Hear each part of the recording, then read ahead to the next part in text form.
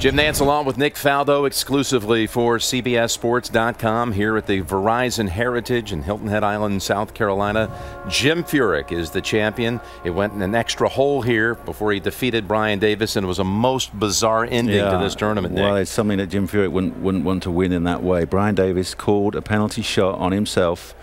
He hit his second shot into the hazard, touched a straw reed, which was a loose impediment on his backswing, just flicked it like an inch max, and that is deemed a penalty in this game, and he called it on himself within 1 second, called the referee over. And for him, a very, opportunity to win your first event, quite incredible. But this is the wonderful thing about this game of golf. He can hold his head extremely high. He can put his head on his pillow tonight. There's no talk behind his back down the driving range. His reputation of calling a shot on yourself is, it makes you a very proud man.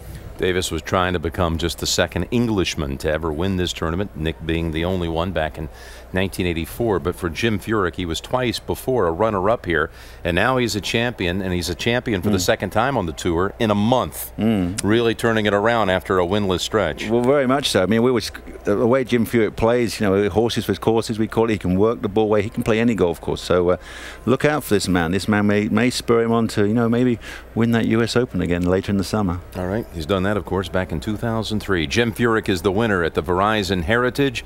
For Nick Faldo and all the crew, we'll see you next week from the Zurich Classic in New Orleans. And again, Jim Furyk is the winner for the second time this season.